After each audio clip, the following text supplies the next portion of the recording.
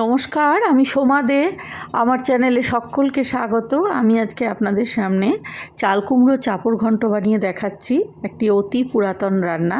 সম্পূর্ণ ভিডিওটা দেখুন। ভালো লাগলে লাইক, শেয়ার, কমেন্ট করতে ভুলবেন না। চ্যানেলে নতুন হয়ে থাকলে চ্যানেলটাকে সাবস্ক্রাইব করবেন, আর ফেসবুকের বন্ধুরা পেজটাকে লাইক করে ফলো করে দেবেন। চলুন তাহলে সম্পূর্ণ রেসিপিটা দেখে নেন। চাল কুমড়ো চাপড় ঘন্ট করার জন্য এরকম পাতলা পাতলা কিন্তু একটু বড় সাইজ করে সব কেটে নিয়েছি। চাল কুমড়োটা এবার সেদ্ধ করে নেবো জল দিয়ে। প্রথমে বড় গ্লাসে 2 গ্লাস জল দিলাম। চাল কুমড়োগুলো খুব ভালো করে ধুয়ে এর মধ্যে দিয়ে দিলাম, আর একটু লবণ দিয়ে দিচ্ছি। ছোট চামচের 1 চামচ লবণ দিয়ে দিলাম। দিয়ে এবার এটাকে সেদ্ধ করে নেব। প্রায় 5-7 মিনিটের জন্য ঢাকা দিয়ে এটা একটু সেদ্ধ করে নেব। কিন্তু একদম গলে যাবে না, গলে গেলে কিন্তু খেতে ভালো লাগবে না। 50% এখানে হবে, 50% রান্নার সময় হয়ে যাবে। পুরোনো দিনের হারিয়ে যাওয়া রেসিপি এগুলো, দেখতে থাকুন। অসাধারণ রেসিপি, আর আমাদের শরীরের জন্য খুব উপকারী এইসব রেসিপিগুলো।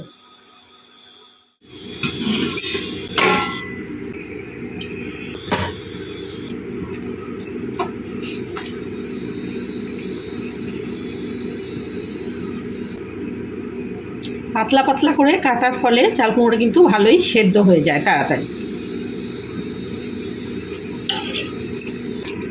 হয়ে গেছে, এটা অফ করে দিচ্ছি। অফ করে জলটা কিন্তু এখনই ফেলবো না। সিদ্ধ চাল কুমড়োটার সাথেই 1/2 গ্লাস মতো জল রেখে দেব, যেটা আমি রান্নার কাজে লাগাবো। চাল কুমড়োর চাপড় ঘন্ট করব বলে চাল কুমড়োটা তো সেদ্ধ করে নিলাম। এবার এইখানে ছোলার ডাল আর মটর ডাল একসাথে করে সারা রাত ভিজিয়ে রেখে সেটাকে বেটে নিয়েছি। একটু নুন, হলুদ, মিষ্টি আর কাঁচা লঙ্কা একসাথে করে কিন্তু দিয়ে বেটেছি। খুব বেশি মিহি না করলেও চলবে, আমারটা একটু মিহি হয়েছে। এটাকে একটু পাতলা করে নেব। নিয়ে এটা চাপড়গুলো প্রথমে বানিয়ে নেব। চাপড়টা ভাজার জন্য একটা ফ্ল্যাট চাটু নিয়েছি। আপনারা চাইলে কড়াইতেও করে নিতে পারেন। এর মধ্যে একটু সর্ষের তেল দিয়ে দিলাম।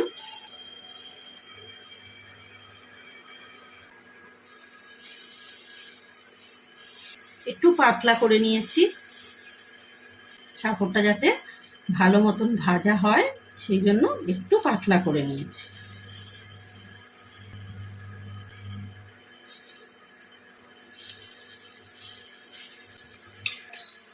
ফ্লেমটা একটু কমিয়ে দিলাম।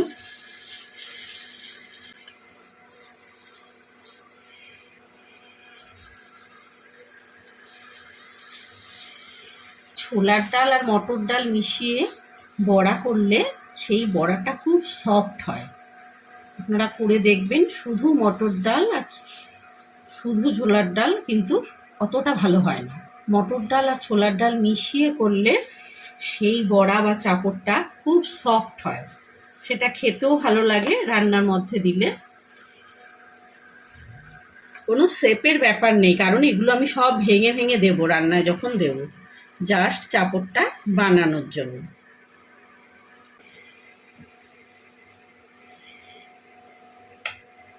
গায়ে গায়ে একটু তেলগুলো ঘুরিয়ে ঘুরিয়ে দিয়ে দিচ্ছি, যাতে ভালোভাবে ভাজা হয় আর ওঠাতেও যাতে অসুবিধা না হয়।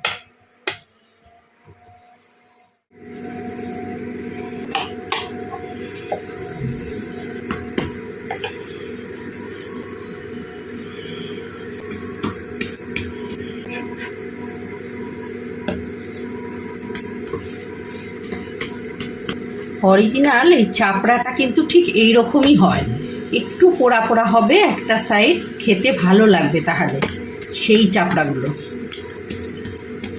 চাপড়ার কোনো শেপের ব্যাপার নেই, কারণ এগুলো একটু ভেঙে ভেঙে টুকরো করেই দেওয়া হবে তরকারিতে যখন দেব। অল্প তেলে এই চাপড়াটা হয়, নইলে বড়া হয়ে যাবে, চাপড়া আর হবে না। চাপড়া থেকেই কিন্তু চাপড় ঘন্ট। এই পিঠটা একটু হোক, ওভেনটা লোতে দিয়ে রেখেছি।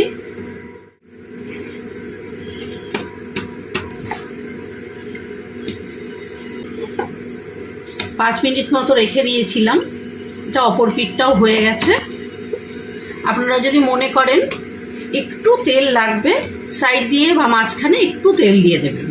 যদি কড়াইতে করেন তাহলে তো একটু তেল দিতেই হবে, ননস্টিকের পাত্র বলে ধরছে না, নইলে পুড়ে পুড়ে ধরে যাবে। হয়ে গেল আমার কম তেলে চাপড়গুলো ভাজা। অফ করে দিলাম, এটাকে একটা সাইড করে রেখে দিচ্ছি। ফোড়নের জন্য এখানে রাঁধুনি নিয়েছি, রাঁধুনি আর এটা মৌরি সব বা মৌরি যেটা সেইটা, রাঁধুনি, মৌরি, শুকনো লঙ্কা, তেজপাতা আর আদা, ছেঁচা আদা, কিন্তু বাটা নয়, গ্রেট করা নয়। আদাটা কোনো ছেঁচনি বা কিছু দিয়ে একটু প্রেস করে করে থেতো করে এরকম ছেঁচে রেখে দেওয়া আদাটা। এই মশলাগুলোর জন্যই কিন্তু চাপড় ঘন্টের স্বাদটা একদম পারফেক্ট হবে। এখানে ফুল ক্রিম মিল্ক একটু ফুটিয়ে গাঢ় করে রেখে দিয়েছি, বেশ গাঢ় করা দুধটা, এই দুধ খানিকটা ফুটিয়ে গাঢ় করে ধুয়েছি। এখানে নারকোল কুড়ানো রয়েছে, কুড়ানো নারকোল রয়েছে, এই নারকোলটা আমি দুধ দিয়ে একটু বেটে নেব মিক্সির সাহায্যে। আপনারা নাবানোর সময়তেও চাইলে এটা দিতে পারেন বা রান্নার মাঝখানেও দেওয়া যাবে, কিন্তু এটাকে আমি একটু দুধ দিয়ে মিক্সির সাহায্যে একটু বেটে নেব, হালকা একটু ঘুরিয়ে নেব। এই রেসিপিটার জন্য কিন্তু এবং গাওয়া ঘি লাগবে। আমি এখানে 2 চামচ ঘি দিলাম। আপনারা চাইলে সাদা তেলেও করতে পারেন, কিন্তু চাপড় ঘন্টটা ঘি দিয়ে রান্না করলেই খেতে খুব সুস্বাদু হয়। চাইলে আপনারা সাদা তেলে করে নাবানোর সময় একটু ঘি দিয়ে দিতে পারেন। ঘিটা খুব বেশি তাতানো যাবে না, তাহলে ঘিয়ের টেস্টটা নষ্ট হয়ে যায়, ঘিটা যদি জ্বলে যায়। মোটামুটি একটু ঘিটা গরম হয়ে গেছে। এবার এর মধ্যে এই যে তেজপাতা, রাঁধুনি, শুকনো লঙ্কা, মৌরি আর আদা, ছেঁচা আদাটা একটু পরে দেব, আগে এই মশলাটা একটু ভেজে নিই। আদাটা দিলে একটু ছিটবে প্রচণ্ড, মশলাটা আর তখন ভালো করে ভাজা যাবে না। মশলাটা থেকে আগে সুগন্ধ বেরো, তারপরে ওর মধ্যে আদাটা দেব। এবার এর মধ্যে এই আদাটাও দিয়ে দিচ্ছি, এই ছেঁচা আদাটা রেখেছিলাম সেটা দিয়ে দিলাম।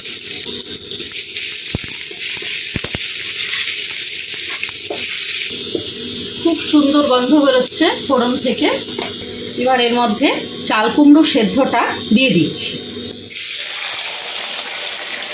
চাল কুমড়ো সেদ্ধটার সাথে হাফ গ্লাস মতো জল রেখে বাদবাকি জলটা ফেলে দিয়েছি।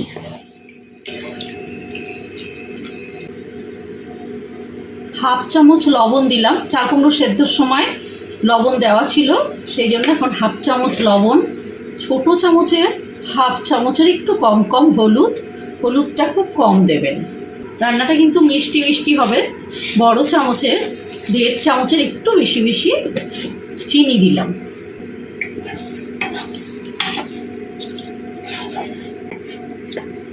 একটু ফুটে উঠুক, এবার কিছু চেরা কাঁচা লঙ্কা দিয়ে দিচ্ছি। কাঁচা লঙ্কার ফ্লেভারটা কিন্তু খুব ভালো লাগে।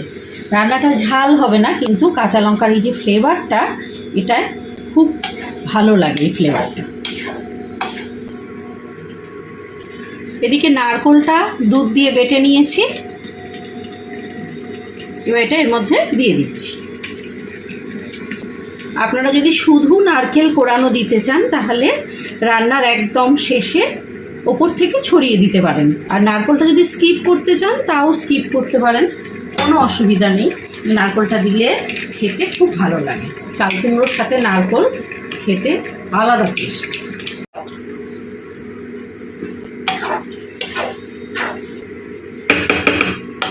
যে দুধটা রেখেছিলাম, নারকেল দিয়ে দুধটা বাটার পরে আরও খানিকটা রয়েছে, সেই দুধটা দিয়ে দিলাম।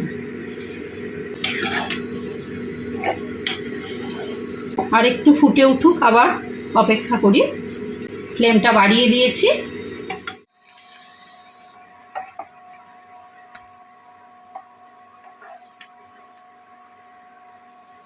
ভালো মতো ফুটছে, বেশ গাঢ় হয়ে এসছে। এবার এই চাপড়াগুলো আমি ভেঙে ভেঙে দিয়ে দিচ্ছি, ছোট ছোট টুকরো করে দিয়ে দিচ্ছি।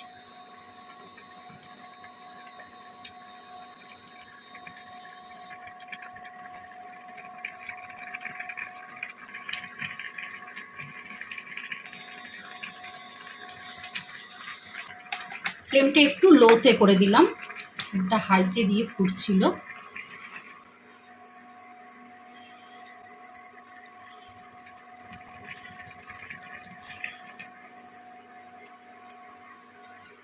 চারটে চাপড় হয়েছিল, চারটেই ছোট ছোট করে টুকরো করে দিয়ে দিলাম।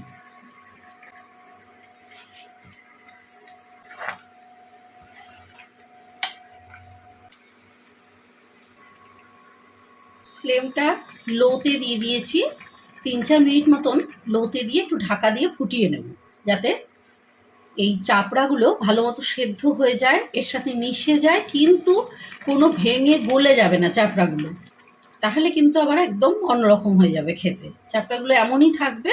লো ফ্লেমে দিয়ে আরও 3-4 মিনিট মতো ফুটিয়ে নিচ্ছি।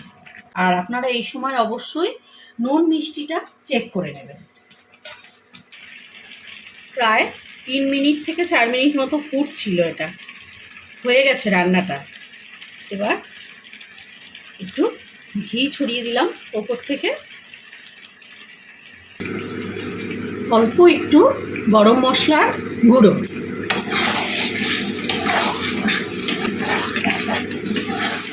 এই চাপড়াগুলোতে কিন্তু টেনে নেবে, বাদবাকি যে রসটা রয়েছে চাল কুমড়োর, এটা সম্পূর্ণটাই প্রায় টেনে নেবে।